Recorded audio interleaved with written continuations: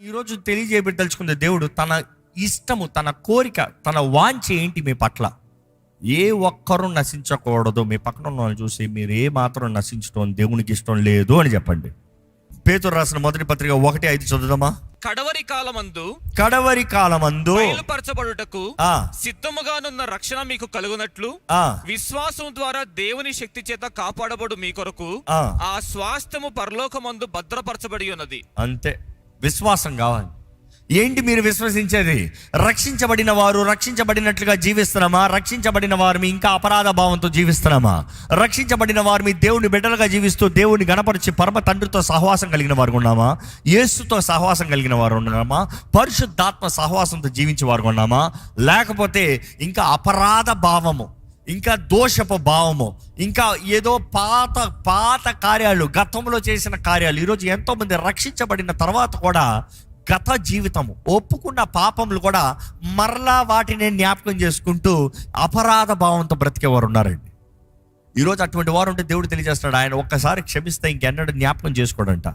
దేవుడు అక్కడ చూస్తే హెబ్రీయులకు రాసిన పత్రిక 8:12 చదువుదామండి. నేను వారి దోషముల విషయమై దయ కలిగి వారి పాపములను ఇక ఎన్నడూ జ్ఞాపకము చేసి కొననని ప్రభువు సెలవిచ్చుచున్నాడు. ఏంటంట? వారి దోషముల నిమిత్తమై దయ కలిగి వారి పాపములు. ఆగండి, ఇదిగో ఇప్పుడు నేను చెప్పిన మాట ఇక్కడ ఉంది. వారి దోషముల నిమిత్తమై, దేర్ ట్రాన్స్గ్రెషన్స్, దోషములు, ట్రాన్స్గ్రెషన్స్, దేహంతో జరిగించినవి, క్రియల్లో జరిగించినవి, వాటి విషయమై దేవుడు ఏం కలిగి ఉంటాడంట? దయ, మర్సిఫుల్, దయ చూపిస్తాడంట. పర్వాలే, నీకు ఈ పరిస్థితి ఉంది, నువ్వు ఈ ముళ్ళుతో వెళ్తున్నావు. దావీదు కూడా వేడుకుంది దేవుని దయ అండి. ప్రభా, నేను చేసిన తప్పే, ఏ అనుభవించలేదా దాని శిక్ష, దాని కాన్సిక్వెన్సెస్ అనుభవించలేదా? దేవుని క్షమాపణ పొందుకున్నాడు, కానీ ఇంటిపై నుండి ఖడ్గం పోలే. బిడ్డను చంపుకున్నాడు, బిడ్డ కుమార్తెను రేప్ చేశాడు. ఎన్ని ఘోరమైన కార్యాలు జరిగాయి అక్కడ. బిడ్డే తండ్రిని చంపుతానికి వచ్చాడు. దేవుడు అనుమతించాడు. అయ్యా, నేనేం చేస్తా, ఇవన్నీ నాకు రావాల్సిందే. అయ్యో అబ్షాలోమా, నీ స్థానంలో నేను మరణించుంటే ఎంత బాగుండేది. ఎందుకంటే నేను చేసిన తప్పును బట్టే కదా ఈ తరం మీదకంతా వచ్చింది. You have to understand. కానీ దావీదు ప్రతి దినము దేవుని దయను కోరుకున్నాడు. దేవా, నువ్వు దయగలిగిన దేవుడు అయ్యా, నేను చేసిన తప్పు కానీ నువ్వు దయగలిగిన దేవుడివి. కానీ ఎంతైనా once the consequences have been faced, తన అంతము చూస్తే దేవునితో సమాధానంతో, దేవునికి ఇష్టడు దావీదు, దేవుని హృదయానుసారమైన వ్యక్తి దావీదు, దేవుని స్నేహితుడిగా కనబడుతున్నాడు, దేవుని ఇష్టడుగా ఆరాధించేవాడు, ఆరాధికుడిగా కనబడుతున్నాడు, దేవుని ద్వారా అంగీకరించబడిన వాడిగా కనబడుతున్నాడు. దావీదు గురించి గొప్పగా దేవుడు చెప్తున్నాడు, కానీ అల్పంగా చెప్తలే. మనందరంలో పాపాలు ఉంటాయండి. పాపపు బీజం కలిగిన వారు పాపపు కార్యాలు చేస్తాం, కానీ పశ్చాత్తాపడుతున్నామా? ప్రభు దయను వేడుకుంటామా? కానీ ఈ మాట గమనిస్తే దేవుడు ఏమంటున్నాడు? వారి దోషముల్ని విషయమే దయ కలిగి ఉంటాను. నెక్స్ట్ చదవండి. వారి పాపములను ఇక ఎన్నడూ జ్ఞాపకము చేసి. ఆగండి, ఇంగ్లీష్ లో అయితే దేర్ ఇనిక్విటీస్, వారి పాపములు, వారి మనసులో తలంచిన ప్రతి పాపములు, వారు తలంచిన చెడు కార్యాలు, వారు తలంచిన చెడు దృశ్యాలు, వారు తలంచిన చెడు కార్యాలు, హత్య అవ్వచ్చు, దొంగతనం అవ్వచ్చు, వ్యభిచారం అవ్వచ్చు, దూషణ అవ్వచ్చు, దేవుడికి విరోధమైన కార్యాలు అవ్వచ్చు, నీ తలంపుల్లో చేసిన ప్రతి పాపం గురించి దేవుడు ఏమంటున్నాడు? ఎన్నటికీ జ్ఞాపకం చేసుకోను, హద్దు లేని ప్రేమతో ప్రేమిస్తా. అదండి దేవుని ప్రేమ. కానీ ఒప్పుకుంటే మాత్రమే క్షమాపణ. ఈరోజు జ్ఞాపకం చేసుకోవాలండి, ఎంతోమంది రక్షించబడిన వారు రక్షణ పొందినట్లుగా జీవిస్తలేదు, రక్షించబడిన వారు రక్షణ కలిగినట్లుగా లేదు. ఇక్కడ కొంతమంది రక్షణ లేని వారు ఉన్నారు. కానీ సామెతల గ్రంథం నుండి జ్ఞాని కొన్ని మాటలు తెలియజేస్తున్నాడు. 27:1 చదువుదామా. రేపటి దినమును గురించి అతిశయపడద్దు. ఏ దినమున ఏది సంభవించునో, ఏ రోజు ఏమి జరుగుతుందో అది నీకు తెలియదు, ఎవ్వడికి తెలియదు. ఎవరికైనా తెలుసా? మనం ఎన్నో అనుకుంటాం. అందుకని పౌలు కూడా అదే మాట తెలుస్తూ, రేపేం జరుగుతుందో మనకు తెలీదు, ప్రభు చిత్తమైతే మనకి ఏది తెలీదు. ఈరోజు ఎంతోమంది రక్షణ పొందంటే తర్వాత పొందుతానులే. ఈరోజు చాలామంది రక్షణ కార్యాన్ని మధ్యలో ఆపటానికి తర్వాత చూద్దాంలే, ఇది చాలా పని ఉంది, ఇది చాలా కష్టంగా ఉంది, ఇంతగా బ్రతుకుతాం, కొంచెం పోరాటంగా ఉంది, తర్వాత చూద్దాంలే. నో, తర్వాత అన్న మాట లేదు. దేవుని వాక్యం చెప్తుంది, ఇది అనుకూల సమయం. ఇది రక్షణ దినము. ఆయన సిలువని జ్ఞాపకం చేసుకున్న ప్రతిసారి, ఆయన సిలువ ప్రేమను జ్ఞాపకం చేసుకున్న ప్రతిసారి, క్రీస్తు సిలువలో చేసిన కార్యాన్ని గ్రహించుకుంటే ఏ బండ హృదయాన్ని పగలగొట్టబడుతుందండి. తన స్థానంలో యేసు ప్రభు అక్కడ మరణించడం తెలుసుకుంటే తన బ్రతికే విధానం వ్యత్యాసంగా ఉంటుందండి. దేవుడు వాక్యలో చూస్తే ఇంకా చక్కగా రాయబడింది. కొరింథీయులకు రాసిన 2వ పత్రిక 6వ అధ్యాయము 2వ వచనము. అనుకూల సమయమందు నీ మొర ఆలకించితిని. నీ మొర ఎప్పుడు ఆలకించాడంట? అనుకూల సమయం. ఇప్పుడు అనుకూల సమయంలో ఉన్నాం మనం. ఆ న్యాయ తీర్పు రోజున ఇంకేం మొరలు ఆలకించడం. పరిశుద్ధాత్ముడు ఎత్తబడిన తర్వాత ఇంకే మొర ఆలకించబడదు. దేవుని ఆత్మ ఉన్నంత వరకే ఒప్పింపజేసే పరిశుద్ధాత్మ conviction through the Holy Spirit will happen. ఆ కన్విక్షన్ లేకపోతే ఏ పాపిని ఒప్పుకోడు. ప్రతి ఒక్కటి నీతిమంతుడు అన్నట్టే మాట్లాడతాడు. ఇది అనుకూల సమయము. అనుకూల సమయంలో దేవుడు నీ మొరను ఒప్పుకుంటున్నాను, ఆలకిస్తున్నాను. చదవండి. రక్షణ దినమందు నిన్ను ఆదుకొంటిని. రక్షణ దినమందు నిన్ను ఆదుకొంటిని అని ఆయన చెప్పుచున్నాడు కదా. ఇదిగో ఇప్పుడే మిక్కిలి అనుకూల సమయము. ఇదిగో ఇప్పుడే మిక్కిలి అనుకూల సమయము. ఇదిగో ఇదే రక్షణ దినము. ఇదిగో ఇదే రక్షణ దినము. ఇదిగో this is the accepted time. Now is the accepted time. Behold now is the day of salvation. ఈరోజు రక్షణ మనందరికి ఉందండి. కానీ ఎవరైతే ఆ రక్షణ సువార్తను విన్నదప్పుడు ఒప్పుకుని సమర్పించుకుంటారో కార్యం. ఈరోజు దేవుడు మీతో మాట్లాడుతున్నాడని మీరు గ్రహించుకుని హృదయాన్ని కఠినం చేసుకుని వెళ్తాలో ప్రయోజనం లేదు. ఎంతోమంది నేను రక్షించబడలే, ఎన్ని నాకు తెలుసులే, అబ్బా నేను ఎన్ని సంవత్సరాలు అబ్బా అన్ని. ఈరోజు ఎలా ఉన్నారో తెలుసా అండి రకం చాలామంది క్రిస్టియన్ జాయింట్స్ అంట. వాళ్ళు ఏంటి? నాట్ ఫెయిత్ జాయింట్స్, విశ్వాస వీరులు కాదు. ఏంటి? నేను క్రైస్తవుణ్ణి అని చెప్పుకునే వీరులంట. వారు ఏంటంట? రక్షణ ఎప్పుడో తెలుసుకున్నారంట. అంగీకరించారా? అప్పుడు అంగీకరించారు. ఇప్పుడుందా? ఏమో తెలీదు అంటే లేదు. నీకు ఏమో అన్నావంటే నీకు లేదు. ఏమో అంటే no way. You have to be sure of what you have. నీ చేతిలో ఫోన్ ఉందా? ఏమో తెలియదు అన్నారు అనుకో, ఎక్కడుందో. ఎందుకంటే ఈరోజు మనుషుడు ఈ ఫోన్ని విడిచిపెట్టాడు నిమిషం. ఇది ఫోన్ ఎక్కడ విడిచిపెట్టి చేతిలో ఫోన్ ఉందో, ఎక్కడ పోయింది? బ్యాగ్లో ఉందా? పాకెట్లో ఉందా? ఇక్కడ పెట్టానా? నీకు ఇచ్చానా? అక్కడ పెట్టానా? ఈరోజు ఫైండ్ ఐఫోన్ కొట్టు, ఫైండ్ మై ఫోన్ కొట్టు, ఎక్కడుందో తెలుసుకోవాలి. దేవుడు అంటాడు, దేవుని వాక్యం కూడా తెలియజేయబడుతుంది, విశ్వాస పరీక్షలో మీరు ఎక్కడున్నారో తెలుసుకోండి. Examine your self. మిమ్మల్ని మీరు పరీక్షించుకోండి. ఎక్కడున్నారు? ఎక్కడుంది మీ విశ్వాస జీవితం? ఈరోజు ఎంతమంది క్రైస్ట్ జైంట్స్ అని చెప్పుకుంటూ రక్షణ అంతా తెలుసులే, స్వార్థ అంతా తెలుసులే, ఏదైనా కొత్తగా చెప్పయ్యా, ఇది ఎందుకయ్యా. కానీ దేవుడు అక్కడ స్పష్టంగా ఒక మాట ఉంది, చదువుదామండి. అది హెబ్రీయులకు రాసిన పత్రిక 3వ అధ్యాయం 15వ వచనం. నేడు మీరు ఆయన శబ్దము వినిన ఎడల కోపము పుట్టించినప్పుడు వలే హృదయమును కఠినపరచుకొనకూడని. మీ హృదయాన్ని ఏం చేయకూడదంట? కఠినపరచుకొనకూడదు. కోపం వచ్చినప్పుడు హృదయాన్ని కఠినపరుచుకుంటారు చూడండి. ఎవరైనా తిట్టిందా చెప్పరా, ఇప్పుడు ఏంటంటే నేను చేయను, కఠినపరుచుకుంటారు చూడండి. అట్లాగాని కఠినపరుచుకుని దేవుడు ఒప్పింపజేసే కార్యాలని అంగీకరించకపోతే, పరిశుద్ధాత్ముడు ఒప్పింపజేసే దాన్ని అంగీకరించకపోతే ఏమవుతుందో తెలుసా? నిశ్చయంగా మరణము. ఎందుకంటే పాపానికి జీతమో మరణము. ఆ మరణం అంటే చాలామందికి అర్థం కావట్లేదండి. మరణం అంటే చాలామంది చచ్చిపోతే నరకానికి వెళ్తాం. ఒకరు అట్లే అన్నారు, మా సొంతంలో ఒకరు అన్నారు, ఏముంది ఎలా పడతాను బ్రతుకు, ఇదిగు దేవుడు భక్తి విశ్వాసం అంట.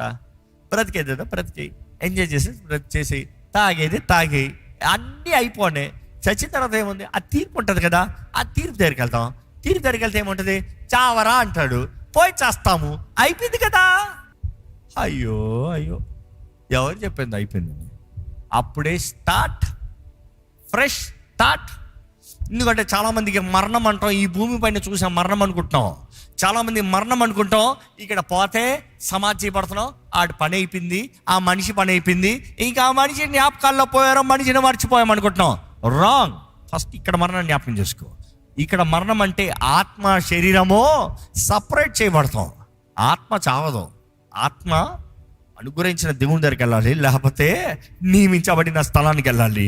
దేవుని ఆశ అనుగ్రహించిన దేవుని దగ్గరికి వెళ్ళాలని. కానీ శరీరం మట్టితో కలిసి పోయింది. నువ్వు మట్టిని చూసి జీవితం పోయింది అనుకోవద్దు. ఆత్మ తీర్పు రోజున వస్తుంది. ఆ తీర్పు రోజున తీర్పులో ఎవరి పేరైతే జీవ గ్రంథంలో లేదో వారిని ఎక్కడ పడేస్తారు తెలుసా? కొద్దిగా చదువుతామండి, చాలా బాగుంటది. ప్రకటన గ్రంథం 20:10. వారిని మోసపరిచిన అపవాది అగ్ని గంధకములు గల గుండములో పడవేయబడెను. అచ్చట ఆ క్రూర మృగమును అబద్ధ ప్రవక్తయు ఉన్నారు. అక్కడ ముగ్గురు ఉన్నారు. ఎవరంట? క్రూర మృగము, అపవాది ఉన్నాడు, క్రూర మృగం ఉన్నాడు, ఇంకా అబద్ధ ప్రవక్త. ముగ్గురు ఉన్నారు. అప్పటికే వాళ్ళిద్దరు అంటే అపవాదిని కూడా అక్కడ పడేస్తున్నాడు. అది ఎక్కడంట? అది అగ్ని గుండము. అక్కడ అగ్ని ఆరదు, పురుగు చావదు. అంటే ఆ అగ్ని ఎప్పటికీ ఆరిపోదు, పురుగు వేసినా కూడా పురుగు చావదు, అంటే మనిషి చావడు. అది ఇంకా చదవండి, ఆ మాట చదవండి. వారు యుగయుగములు రాత్రింపగళ్ళు బాధింపబడుదురు. ఈ మాట ఎత్తి చూపించాను ఆయనకి, ఎత్తి చూపిస్తే మాట లేదు, ఏం చెప్పాలో అర్థం కాలేదు. అలాగే షాక్లో కూర్చున్నారు. ఎందుకంటే చాలా మంది చచ్చిపోతే అయిపోయింది కదా అనుకుంటారు. No no no no no. అక్కడ ఏంటంట? And shall be tormented. English వర్డ్లో చాలా స్పష్టంగా ఉంది. అక్కడ చిత్రవేదన అంట. ఎప్పుడు? Day and night, for ever and ever. రాత్రి అవనే పగలవనే, ఎప్పటికి టార్మెంట్ అంట. ఎంతకాలం? యుగ యుగములో టార్మెంట్ ఫర్ ఎవర్. ఈ మాట చదువుకుంటూ అది అపవాదికి, అబద్ధ ప్రవక్తకి, ఇంకెవరికి? క్రూర మృగానికి కదా అనుకుంటారేమో. కింద చదవండి, 15వ వచనం చదవండి. ఎవని పేరైనను జీవ గ్రంథమందు వ్రాయబడినట్టు కనబడని ఎడల. ఏంటంట? ఎవరు పేరైనను జీవ గ్రంథంలో రాయబడినట్టు కనబడని ఎడల.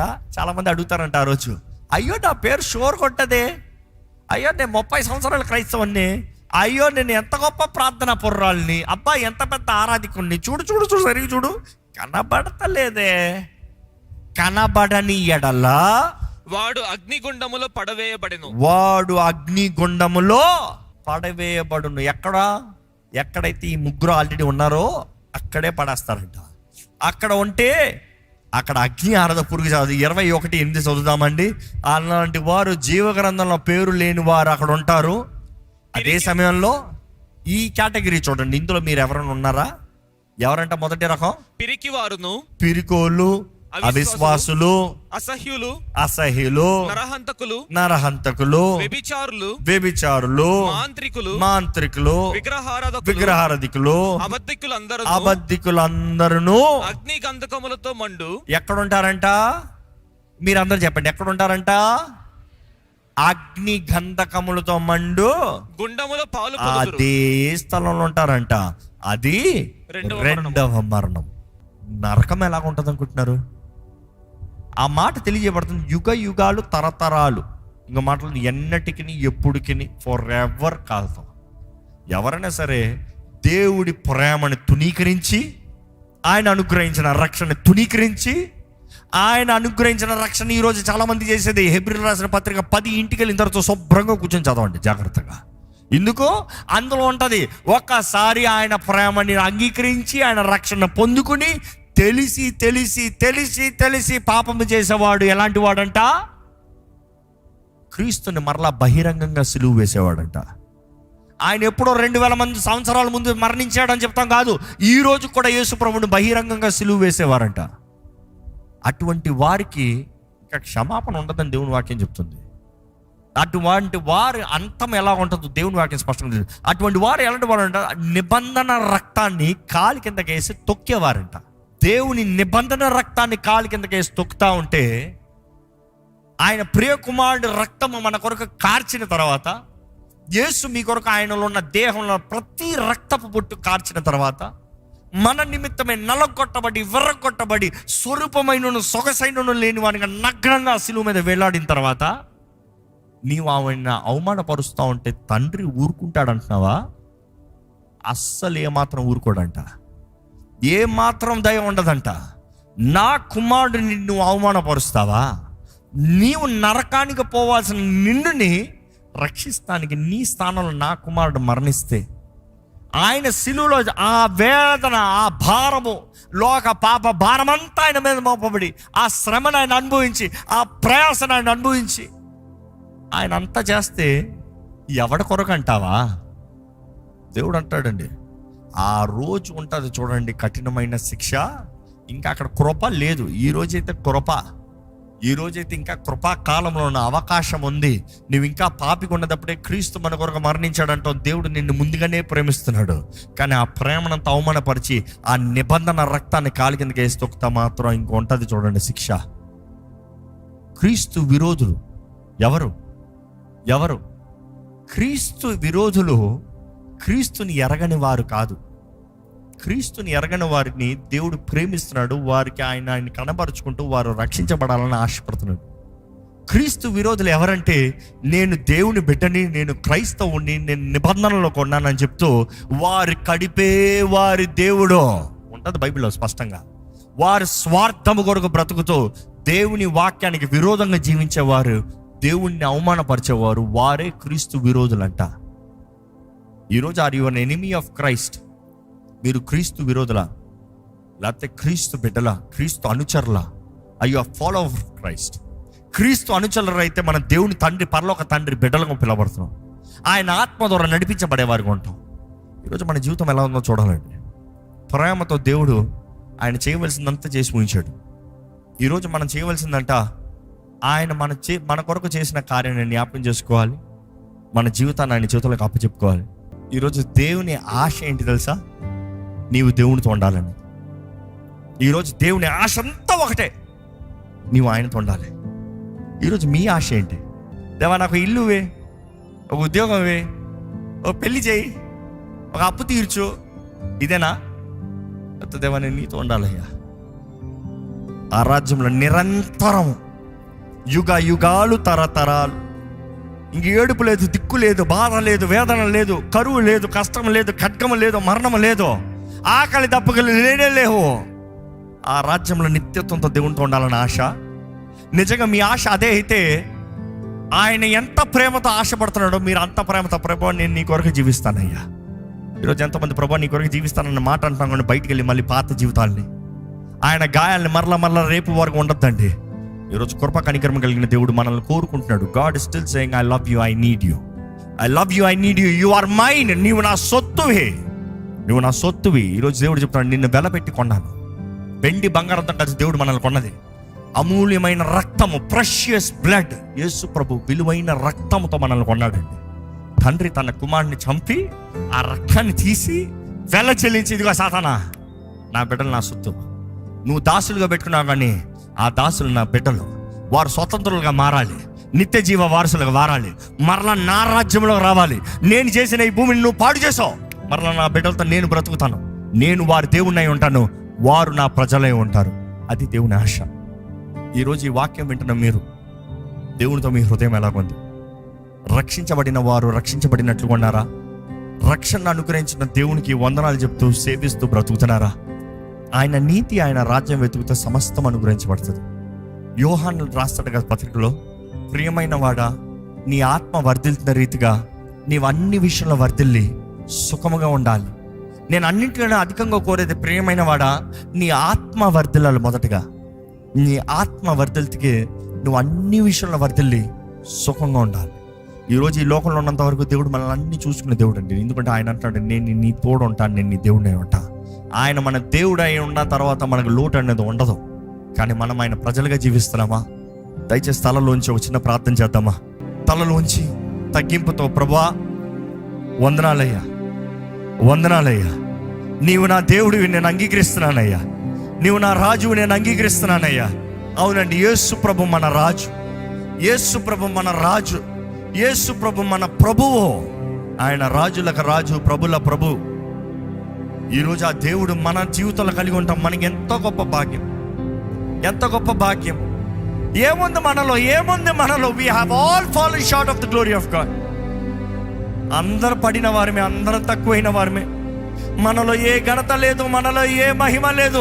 ఈరోజు ఆ మహిమ, ఆ పరలోక మహిమ, క్రీస్తు యేసు మహిమను మనలో నింపాలని, ఈ మట్టి పాత్రలో నింపాలని దేవుడు ఆశపడుతున్నాడు. ఎలాంటి బ్రతుకండి మీది? దేవుడు మిమ్మల్ని ప్రేమిస్తున్నాడు. మీరు ప్రేమిస్తున్నారా? దేవుడు మిమ్మల్ని కోరుకుంటున్నాడు. మీరు సమర్పించుకుంటున్నారా? అందరమే పాపులమే, పాపానికి జీతం మరణము, కానీ క్రీస్తు శిలువలో మరణిస్తముతో, ఆయన రక్తము చిందిస్తముతో ప్రతి పాప శిక్షానికి దేవుడు విడుదలనిచ్చాడండి. ఎవరైతే నమ్ముతున్నారో, అంగీకరిస్తున్నారో, రక్షించబడిన వారు నిత్య జీవ వారసులంట. దేవుడు లోకాన్ని ఎంతో ప్రేమించాడు, అంటే నిన్నెంతో ప్రేమించాడు. అందుకనే తన అద్వితీయ కుమారుని, ఒక కుమారుని నీ కొరకు బలిగా ఇచ్చాడండి. నమ్మిన ప్రతి ఒక్కరు నశింపక నిత్య జీవం కలిగి ఉంటారు. దేవుడు చేసే వాగ్దానం అది. నమ్మి దాని తగినట్టుగా బ్రతుకో, నశింపక నిత్య జీవం కలిగి ఉంటావు. దేవుడు వాగ్దానం చేసే ఇటర్నల్ లైఫ్, నిరంతరం ఆయనతో ఉండాలండి. మీరు ఈ భూమి పైన ఏం సంపాదించకపోయినా నిత్య జీవం ఉందా చూడండి, నిత్య జీవ వారసులా చూడండి. దేవుని ప్రేమ గొప్పది, ఆయన కరుణ గొప్పది. ఈరోజు ఆ సిలువని మీరు చూడాలి, ఆ సిలువని మీరు ధ్యానించాలి. ఆ సిలువ అనేటప్పుడు క్రీస్తు లేని సిలువ వ్యర్థమండి. ఈరోజు ఎంతోమంది క్రీస్తు లేని సిలువ, క్రీస్తు లేని కార్యాలు, ఆడంబరాలు, కేవలం భక్తి, దాన్ని అనుసరించని శక్తి లేని వారు ఉన్నారు. ఈరోజు దేవుని వాక్యం తెలియజేస్తుంది, శక్తి కలిగిన జీవితం కలిగి ఉండు. యేసు నామాన్ని అంగీకరిస్తంతో నిన్ను ఒప్పింపజేసేది పరిశుద్ధాత్ముడు. యేసు ప్రభు ఆయన ఆత్మతో నిన్ను నింపుతాడు. ఆదరణకర్త, సహాయకుడు, బలపరిచే దేవుడు, నిత్య నివాసి అంటే ఆయన, సత్య స్వరూపి అంటే ఆయన మనతో ఉండి మనం నడవలసిన త్రోవలో మనల్ని నడిపిస్తానికి దేవుడు మనకు సహాయం ఇస్తున్నాడండి. ఎక్కడ మీరు ఇంకా పాపి అనే అపరాధ భావం మీలో ఉంటే దేవుని సన్నిధిలో ఒప్పుకోండి. క్షమించే దేవుడు, నూతనపరిచే దేవుడు, నిత్య జీవాన్ని ఇచ్చే దేవుడు, ఆయన కరుణను చూపించే దేవుడు. అధికంగా ఆయన కరుణను చూపిస్తాడంట. నమ్మండి. వందనములేసయ్యా, నీకు కోట్లాది వందనములేసయ్యా. నువ్వు చేసిన త్యాగానికి ఏమని మేము రుణాన్ని తీర్చుకోగలుగుతాం? మమ్మల్ని మేము సజీవ యాగంగా సమర్పించుకున్నా కూడా నీవు చేసిన కార్యానికి ఎన్నటికీ మేము ప్రతిఫలాన్ని, లేకపోతే దానికి తగిన ఫలాన్ని మేము తిరిగి ఇవ్వలేము. Thank you lord. అగ్ని ఆరని, పురుగు చావని ఆ నిత్య అగ్నిలో ఉండాల్సిన మమ్మల్ని, ఆ మార్గంలో పోతున్న మమ్మల్ని వెతికి రక్షిస్తానికి ఈ లోకంలోకి వచ్చే వందనములయ్యా. నిత్య జీవ వారసులుగా మమ్మల్ని మార్చే వందనములయ్యా. నీ సొత్తుగా, నీ సాక్షులుగా చేసుకున్న వందనములయ్యా. ఈరోజు ధైర్యంతో ఇక్కడ నీ బిడ్డలుగా నిలబడతానని వచ్చిన భాగ్యం పట్టి వందనాలు. పరమ తండ్రి, నీ సొత్తైన వారిగా, నీ ప్రజలైన వారిగా, అన్ని విషయంలో గనులుగా ఈ భూమిలో మేమనంతకాలం నువ్వు వాగ్దానం చేసిన రీతిగా, నువ్వు ఆశిస్తున్న రీతిగా నేను మీ దేవుణ్ణి అయి ఉంటాను, మీరు నా ప్రజలై ఉంటారు, నేను మీతో ఉంటాను. అవునయ్యా, మమ్మల్ని అనాథులుగా విడిచిపెట్టలేదయ్యా, చేతకాని వారిగా విడిచిపెట్టలేదయ్యా. ఎల్లప్పుడూ మాలో మా పక్షాన ఉండి నడిపించే దేవుడు నీకు కోట్లాది వందనము చెల్లిస్తుంది. ఈరోజు నీ ఆలయంలో ఉన్నవారు ఎలాంటి పరిస్థితులు ఉన్నవారు నువ్వు ఎరుగునే దేవుడు. ఇక్కడ ఎవరైనా సరే ఎటువంటి వ్యాధితో ఇక్కడ వచ్చిన వారైనా, ఎటువంటి డాక్టర్స్ రిపోర్ట్తో ఇక్కడికి వచ్చిన వారైనా, వారి బలహీనతను బట్టి, వారు చేసిన తప్పుడు కార్యాలను బట్టి, లేకపోతే వారికి కలిగిన కీడును బట్టి, వారికి కలిగిన ఆపదను బట్టి, వారికి విరోధంగా జరిగిన కార్యాలను బట్టి, ఎటు రీతిగా ఎటువంటి అనారోగ్యమైన, యెహోవా రాఫా, నువ్వు మారాన్ని మధురంగా మార్చే దేవుడు అయ్యా. మా అతిక్రమముల నిమిత్తమై, దోషముల నిమిత్తమై నీవు నలగొట్టబడ్డావు, విరగొట్టబడ్డావు. నీవు పొందిన దెబ్బల చేత మాకు స్వస్థత ఉందని నమ్ముచున్నాం ప్రభా.